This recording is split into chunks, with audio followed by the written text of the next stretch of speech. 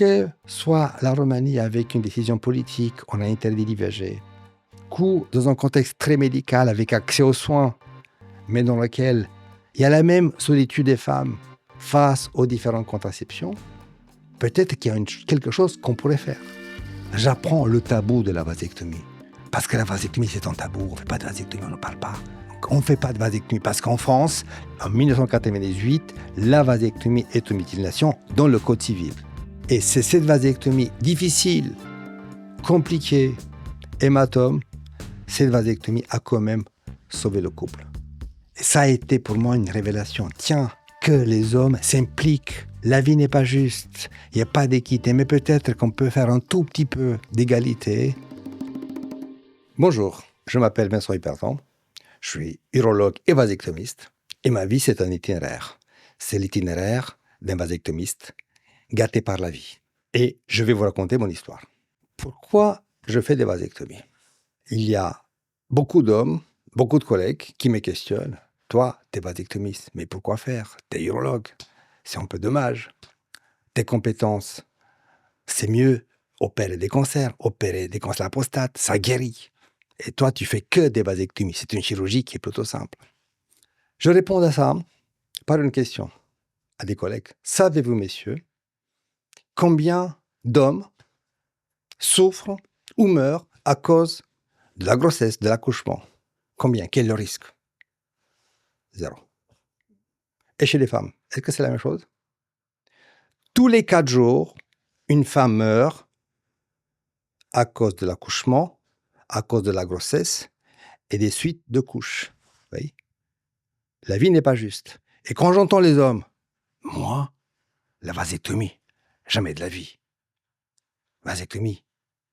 Mais on ne sait jamais. Pourquoi faire une vasectomie? Et puis, c'est une mutilation.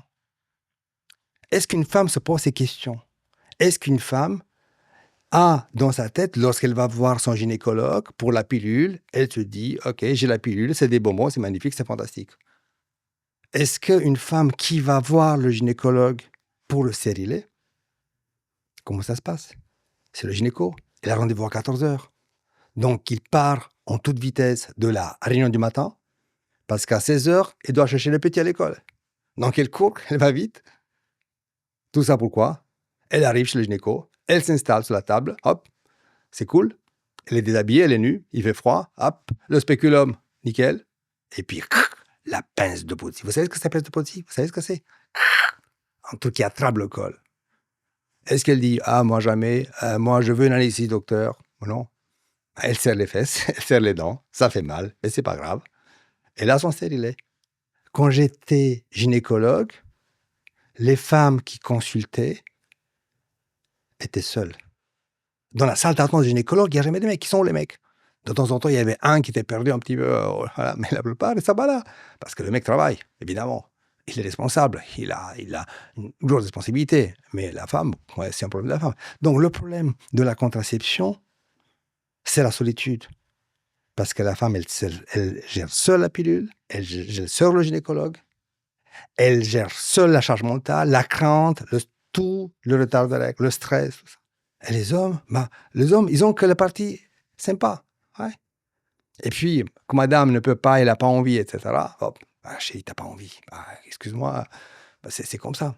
Comme si, chez la femme, de la naissance, sur le certificat de naissance, c'est marqué, tu es une femme, donc tu auras mal au moins une fois par mois, ou peut-être tout le mois, parce que si tu as l'endométriose, ça fait mal tout le temps. Mais tu vas commencer à la pilule. Et puis attention, parce que si tu tombes enceinte, ta vie, ça va être compliqué. Et puis il y a l'accouchement, et puis il y a le temps de couche, et puis il faut gérer la famille, le mec. Ouais. Le mec, la vie n'est pas juste. C'est ainsi, on peut pas refaire la biologie. Mais est-ce qu'il n'y a pas un moyen de ramener un peu d'équité, d'égalité sur la responsabilité, ce que peut se passer dans un couple? Parce que finalement, le couple, l'union du couple, c'est quoi? C'est l'amour. C'est ça l'élément de base. Et si on est tellement amoureux de celle qui est à mes côtés, qui s'occupe des enfants, ben peut-être qu'il y a quelque chose que les hommes pourraient faire, justement, pour protéger. Mais vous voyez, tout ça, même moi, je ne le connaissais pas. La médecine moderne, elle est extraordinaire. On a inventé des traitements, des molécules, on guérit le diabète, on soigne le diabète, on a découvert la testostérone, on a découvert des tas de molécules, c'est fantastique, c'est génial pour le cancer, on voit les progrès, c'est quand même extraordinaire, on ne peut pas dénier ça. Mais cette dimension très technique, on a oublié l'humain. On a oublié que derrière la prostate, il y a un homme avec sa vie, avec sa sexualité. On a oublié que derrière l'utérus et la contraception, il y a un homme, il y a une femme, il y a un couple, il y a des enfants. Et que, à force de aller sur l'organe de la fonction, on a perdu la vidéo globale. Or, lorsque on choisit d'être urologue ou gynécologue, la dimension sexuelle qui rend quelqu'un global, c'est très important. Donc, j'ai été gynécologue, j'ai voulu faire chirurgie, je suis arrivé urologue. Urologue, j'ai compris que je ne serai jamais un bon urologue si je ne comprends pas la dimension sexuelle avec toutes les conséquences que mes actes d'urologue peuvent avoir sur la vie des hommes et des couples. La sexologie m'a permis de comprendre que la vasectomie va au-delà, que ça permet juste au couple de s'épanouir. Donc, tous mes choix, c'était jamais l'organe, c'est jamais la fonction, c'était le bonheur des gens. Ces sentiments de bien-être, il faut revenir. Et on a perdu. On est hyper technique, hyper allé, dernières analyses, très chiffrées. Et on oublie qu'on n'est pas des chiffres. On oublie qu'on est des gens, on est des femmes avec des douleurs, avec des peurs, que finalement, on veut juste une chose, d'être heureux. Et que si on peut donner ce quelque chose, quel que soit le médecin, on va pas guérir tous les cancers, on ne va pas rendre les gens immortels, mais on peut donner des moments de bonheur. Et finalement, je crois que c'est ça que la médecine moderne devrait revenir, se réinventer pour arriver à ce qu'était la médecine dans toutes les sociétés avant l'époque moderne. La plupart d'entre nous ne savent pas pourquoi on fait des choix. On apprend plutôt tard, tout le tard. On dit, t'es médecin, c'est la vocation. Comme si un jour, je me lève le matin, hop, j'ai la vocation, j'ai entendu ces nuits, j'ai rêvé d'Hippocrate, c'est sacré, je fais médecine. Bon. On apprend petit à petit que lorsqu'on médecine, on n'est pas là pour guérir les autres, on est là pour guérir nous-mêmes. Pourquoi la médecine? La médecine, c'est petit. J'ai accompagné fréquemment ma maman qui était malade. Elle avait une maladie chronique, donc j'allais chaque fois chez le médecin. Donc j'ai encore l'odeur, vous savez, de bétadine. C'est pas de bétadine, c'est de l'iode qu'on a dans les hôpitaux, avec des grands hôpitaux, avec des salles d'attente. Donc j'ai tellement arpenté les couloirs, tout était blanc, tout était avec des médecins, etc. J'entendais tout le temps, toi tu es médecin, toi tu vas faire le médecin, tu vas faire le médecine. Donc c'est pas un choix personnel. J'ai pas décidé, moi, de faire de médecine. On m'a dit, tu vas faire de médecine. Et puis, finalement, je l'ai accepté de faire de médecine parce que ça me paraissait une évidence. Et en ayant baigné dans ce milieu de la maladie, de la souffrance, des hospitalisations, des analyses, de laboratoires, des biologies, etc., on m'a dit, voilà, c'est beau, c'est fantastique, c'est pas mieux. Qu'est-ce qu'on sait à 14 ans, à 18 ans de ce que c'est la vie? Donc, on a l'impression de savoir qu'on est grand, mais en fait, on n'est pas grand, on est encore un petit. Donc, on va suivre un modèle, on va suivre quelque chose qui va nous dire. Donc, alors que moi, je suis matheux. Moi, j'adorais les maths. J'ai passé mes journées à faire des maths, des problèmes mathématiques. J'étais tout le temps, j'étais au fou de maths. C'était mon jeu préféré. J'étais matheux jusqu'à l'extrême. J'ai passé tout mon temps, mes jeux, c'était faire des exercices compliqués de mathématiques. Alors, je suis né dans le pays qui était à l'époque le plus pauvre du bloc soviétique, né en Roumanie. En 1967, en Roumanie. Et ça, cette importance, parce que je l'ai appris un peu plus tard, l'existence d'une loi, du fameux décret 770, et ça marque, 770 de 1967, dans lequel la politique, les communistes avaient décidé que les femmes doivent prendre des enfants. On avait interdit brutalement l'IVG. Des milliers et des milliers de femmes se trouvent piégées par un décret qui arrive, là, il faut signer, hop, il faut arrêter les IVG. Que faire une IVG, c'était devenu un crime. Donc, des gynécologues et des sages-femmes commençaient à remplir les prisons communistes. Pourquoi? Parce qu'ils avaient juste pratiqué des IVG. Donc, c'est un drame. C'est un drame parce que on avait décidé de faire de l'appareil génital des femmes une usine. Hein. On avait même un plan, 4 enfants pour chaque femme.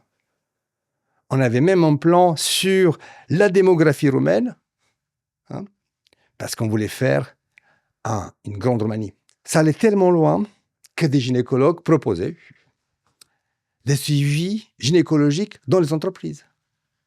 Pourquoi? Pour être sûr qu'il n'y a pas d'IVG. Que les femmes ne sont pas enceintes, qu'ils ne vont pas pratiquer un IVG. Et s'il y avait une indication thérapeutique, un IVG pour des maladies par rapport à la situation particulière, c'était des interruptions thérapeutiques de grossesse, il y avait une commission. Médecin, c'est logique, gynécologue, médecin légiste et procureur. Qu'est-ce que ça fait un procureur à décider d'une ITG? C'est quoi son rôle? Et que si l'avis de cette commission était négatif, le gynécologue était responsable de la grossesse pour que la grossesse doit être amenée à terme. Et la violence. Voilà. Ça donne quoi? Ça donne que autour de moi, là où j'habitais, on dit pays pauvre, mais moi j'étais très heureux de ma vie. J'ai eu une enfance fantastique, c'était génial. Donc j'ai un souvenir qui...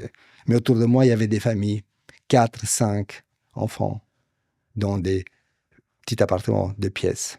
C'était très compliqué parce qu'on manquait de tout, il n'y avait rien, donc c'était compliqué. Ma maman avait essayé de maladie chronique, donc elle était, on appelle ça en invalidité. Hein, et puis mon papa, il était cadre technique dans une entreprise, dans une entreprise d'État, parce que tout était d'État, il n'y avait pas d'entreprise privée. Voilà. On était 2 avec ma sœur, voilà, une enfance qui était fantastique, on est très très heureux, j'ai un souvenir, donc voilà, c'était génial. Mais la vie pour les adultes et pour les femmes, c'était très compliqué. J'arrive au lycée et j'apprends qu'en terminale, une élève est tombée enceinte. Qu'est-ce qui se passe en Roumanie quand une élève en terminale est tombée enceinte? Elle est renvoyée de l'école. Donc sa vie, sa carrière s'arrête. Pourquoi? Parce qu'elle est tombée enceinte. On dit, hop, tout s'arrête. À la fac de médecine, on a le fameux cours de médecine légale, on explique la médecine légale, les violences, les crimes, et puis on parle de la dimension gynécologique. Et j'apprends que des jeunes femmes avaient utilisé de l'acide pour faire un IVG. Vagin brûlé par l'acide. Oui. Ou des femmes qui meurent par septicémie parce qu'il y avait encore des IVG clandestines, il y avait un réseau. C'était ça la réalité. C'était ça la réalité du communisme. On parle de la violence faite aux femmes par-ci, par-là. Mais là, c'est une violence d'État. Violence étatique, politique, communiste envers les femmes, dans laquelle on s'est accaparé le pouvoir sur la fécondité. Une femme, 4 enfants pour faire une troisième grande. Et puis, 1967, c'est aussi l'année de ma naissance. Il y avait un boom démographique. On ne peut pas ne pas se poser la question, est-ce que c'est pas à cause du décret que je suis là? Parce qu'on nous appelait les décrets. Donc, tous ceux qui étaient nés les années 1967 et 1968, autour de moi, on est plein. Il y a cette question, est-ce que j'étais au programme? C'est difficile parce qu'on ne va pas non plus poser la question. Pardon, alors, papa, maman, est-ce que c'était le hasard? Est-ce que j'étais bien au programme? Est-ce que vous m'aimez bien? Est-ce que vous m'attendiez? C'était voulu ou c'était juste? Bon, c'est comme ça. C'est compliqué pour un enfant. C'est compliqué pour se poser cette question. Donc, on ne veut pas savoir. Donc, on dit, voilà, on a été aimé, on a été une vie heureuse. Donc, je ne vais pas aller fouiller, voir dans l'histoire quelle est la réalité de ma conception, quoi. C'est ce qui compte, quoi. Et puis, il y a la chute du mur de Berlin, 1989. J'ai 26 ans. Ça tombe, le régime est renversé, on est libéré, on est libre. Et j'ai la chance de gagner une bourse Erasmus. Ça s'appelait différemment, mais c'était une bourse pour étudier en France. Donc, et j'ai choisi, je passe le concours, on est 300 pour 10 places. Et je suis un des heureux à avoir passé un examen en français alors que je ne parlais pas un mot de français. Donc, j'ai révisé pendant 2 mois en français pour essayer d'aller passer l'examen et avoir. J'étais nommé. Et le hasard, pur hasard, mon stage est à Tours, dans le service de gynécologie de Jacques Lansac, un des meilleurs gynécologues français. C'est quelque part le gynécologue qui a formé des milliers et des milliers de gynécologues. Il a une vision, c'était un grand homme. Hein. J'ai eu la chance de côtoyer, j'étais dans son service. Et j'ai découvert un monde qui n'arrivait à voir. Et surtout, parce que la femme était libre, voilà, il y avait la pilule, il y avait le stérilet, c'était pas un problème, l'IVG, c'était pas un problème. Voilà, on voyait que finalement, ça pourrait exister. Et je me suis dit, tiens, c'est quand même fantastique ce pays, un pays où les femmes, tout est bien, c'est libre, c'est nickel, ça fonctionne. Et durant ces 3 mois fantastiques passés à Tours, chez Jacques Lonsac, j'ai compris que les hommes politiques peuvent faire en sorte que les femmes décident de leur vie, décident de leur choix. Et il n'y a pas de hasard, une fois non plus. 1967, 1966, qu'est-ce qui se passe? Lucien Neuwirth va rencontrer le général de Gaulle à Colombey-les-Deux-Églises pour expliquer que c'est normal. Ça, c'est normal que les femmes puissent avoir le contrôle. Le général ne comprend pas trop au départ, c'était compliqué, mais il lui fait confiance. Allez, vas-y, fonce. Et c'est comme ça que la loi arrive. Vous voyez, c'est en même temps où, en Roumanie, on interdisait l'IVG, en même temps, en France, c'était un enfant, si je veux, quand je veux. Vous voyez, parallèle. Et là, je l'ai vécu en direct en étant à Tours. Je rentre en Roumanie pour finir mes études. J'étais en terminale, en dernière année de médecine. J'avais encore en cours, c'était stage de puériculture. L'hôpital universitaire était autour d'un orphelinat. J'avais entendu des orphelinats romains, mais c'est la première fois que j'allais visiter un vrai orphelinat. Et encore, c'était l'orphelinat universitaire, donc c'était pas forcément les plus cachés, c'était là où le plus propre, un des meilleurs, quoi. On a le stage, on va nous présenter les malades, les enfants. On rentre dans une pièce, j'ai encore le nez qui me brûle, une odeur âpre, un mélange d'air irrespirable, d'urine, de transpiration.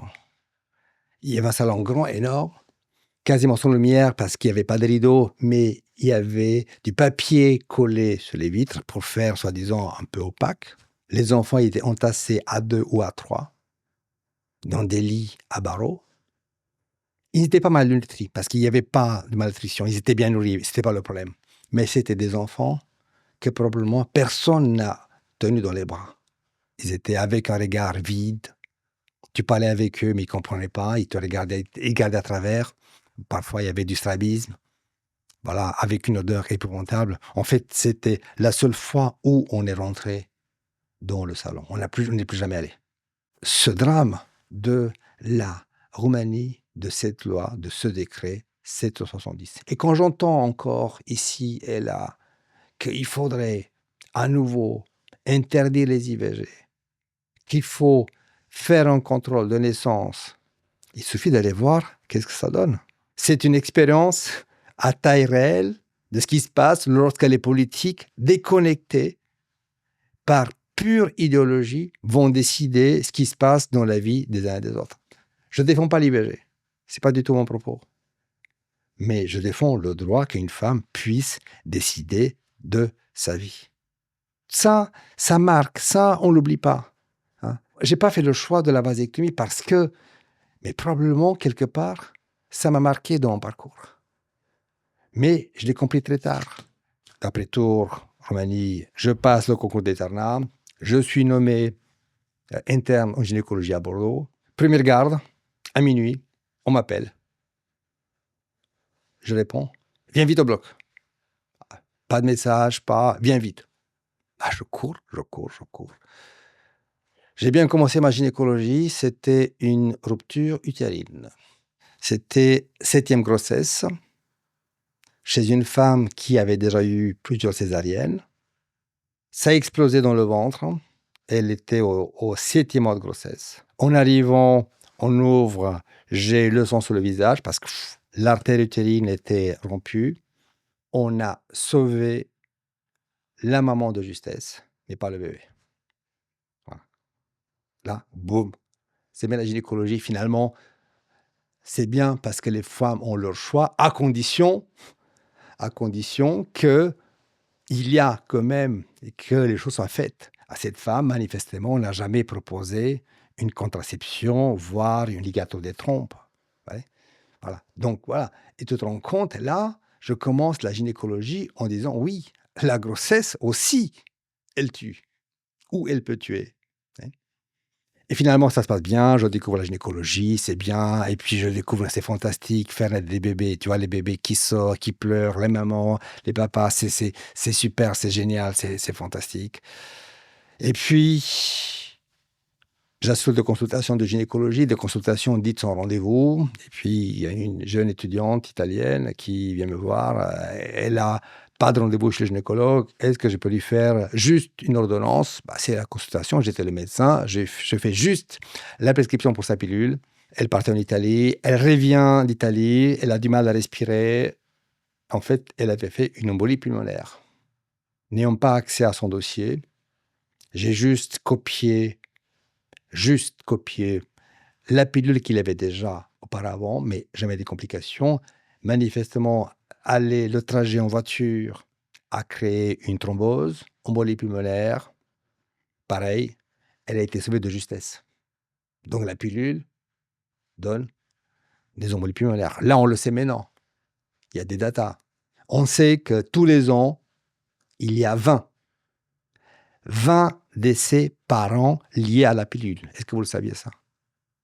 Étude de 2013, donc c'est pas il y a 50 ans, c'était 2013. 20 décès par an. Et puis dans le même stage, évidemment, un stérilet qui va pénétrer dans l'intestin, péritonite, grossesse extra-utérine après ligature des trompes, à 40 ans, oui, la totale. On pense qu'il n'y a plus rien, c'est 40 ans, plus de 40 ans, c'est même, je crois qu'à 45 ans, donc voilà, un âge dans lequel on dit, voilà, la femme, elle n'est plus tellement fertile. En plus, la ligature des trompes, boum, grossesse extra-utérine, opérée, ainsi de suite.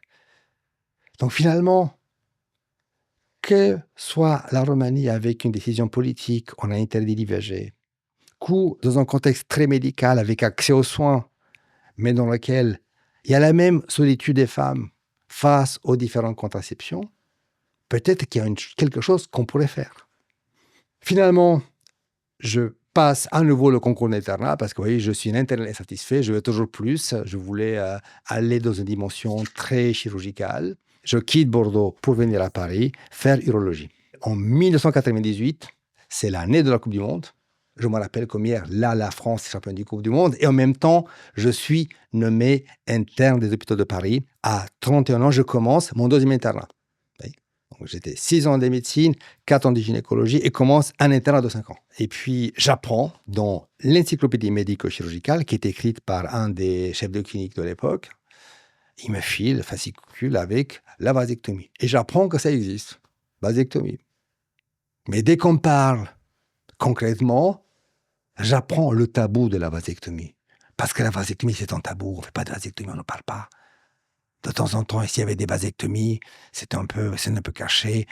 Des VIP, il n'y a personne qui allait en salle. Voilà. Donc, on ne fait pas de vasectomie. Parce qu'en France, en 1998, la vasectomie est une mutilation dans le Code civil. Ça a changé 3 ans après, parce que le 4 juillet 2001, la loi a changé. Mais ça n'empêche que moi et toute ma génération, nous avons été formés par les anciens parce que la chirurgie, c'est du compagnonnage. La chirurgie, tu ne l'apprends pas dans les livres ou sur YouTube, comme maintenant. Tu l'apprends au bloc opératoire, où tu transpires, où tu stresses, où tu as peur, où tu te fais engueuler, tu te fais humilier.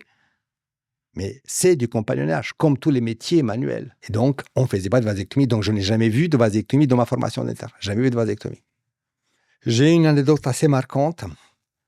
Pourquoi je ne vais jamais oublier la date lorsque le décret d'application de la loi sur la contraception permanente, vasectomie et ligature des trompes, elle a été promulguée.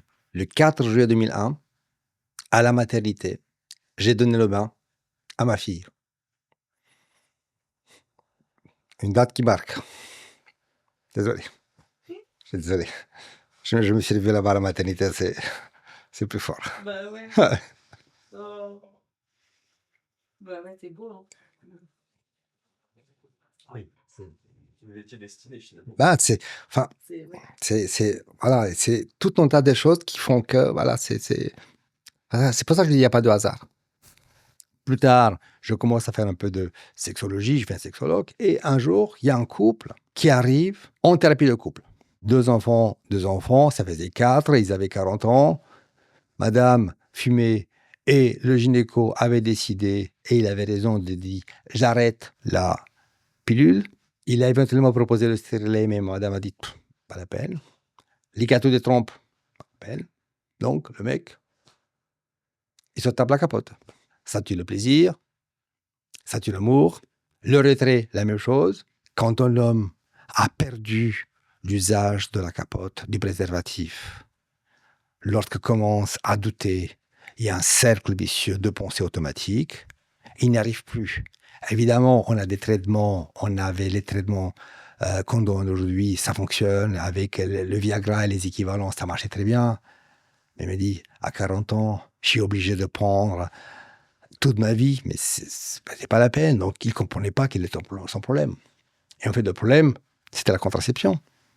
Donc, j'évoque timidement la vasectomie. Vous savez, ça existe. Boum, de l'autre côté, le mec, moi jamais. La vasectomie, voilà. Vous savez.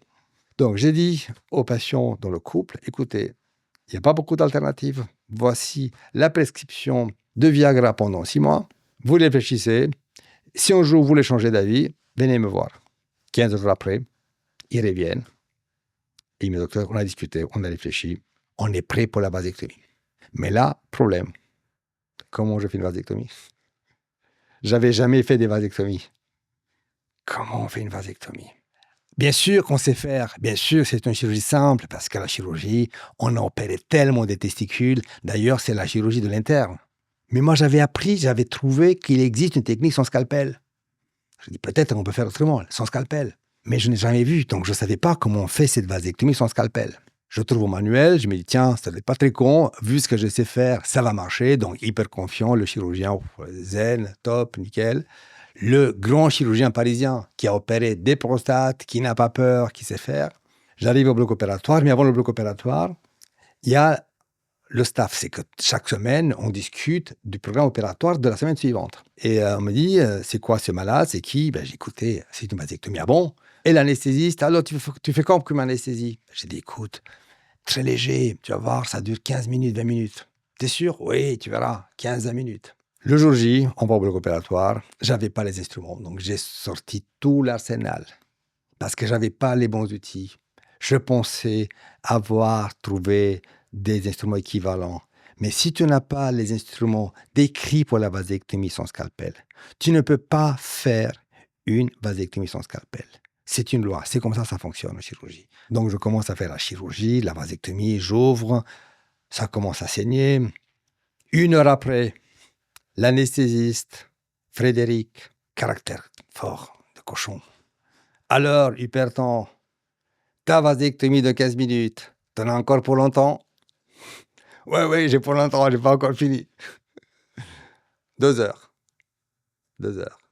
Parce que lorsque tu lances dans la chirurgie classique, ce que l'on ne sait pas, quand tu fais la vasectomie par voie classique, tu vas inciser, tu vas fouiller, tu vas chercher. C'est un territoire dangereux. Il y a plein de veines. Il y a notamment un fameux plexus, c'est des varices. Il y avait le plexus pampiniforme, c'est beaucoup de veines. Et le canal déférent, c'est une espèce de spaghetti, al dente. Voilà, il est blanc, mais qui est caché derrière toutes ces veines. Donc, il faut fouiller tout ça, aller en dessous pour le trouver, pour le couper. Et je ne le trouvais pas. Je ne le trouvais pas. Finalement, on arrive, parce que par ton métier, on est comme formaté, on arrive à s'en sortir, c'est pas un problème. Voilà. Mais sauf que ça dure longtemps et que plus tu fais un geste, plus tu fais des gestes parasites parce que tu sais pas trop, parce que comme tu vas bégayer, on cherche, on fouille, plus il y a un risque d'hématome. Évidemment, l'opération a fini par se terminer. Suite plutôt simple, malgré tout ça, les suites ont été simples, même si c'était la chirurgie compliquée, même s'il y avait un hématome, la chirurgie était plutôt simple. Et quand je les ai vus 3 semaines après, complètement cicatrisés, il n'y avait plus aucune trace. Ils m'ont dit « Merci docteur ». Et c'est cette vasectomie difficile, compliquée, hématome, cette vasectomie a quand même sauvé le couple.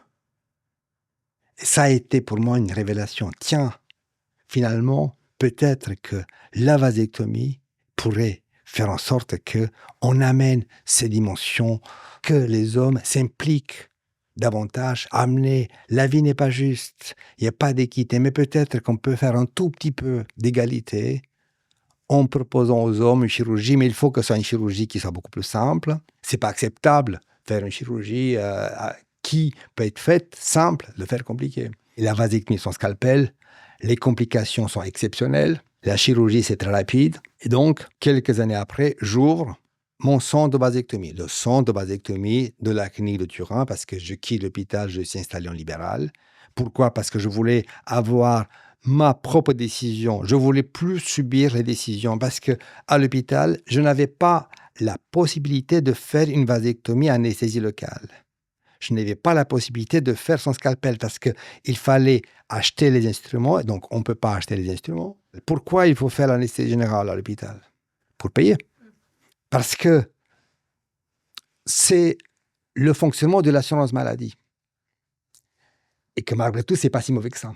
Plus une chirurgie, elle est lourde, plus elle est compliquée, plus l'établissement va toucher de l'argent. Ça fait en sorte qu'on ne va pas trier les pathologies compliquées, on ne va pas éviter de les soigner parce que ça coûte trop cher.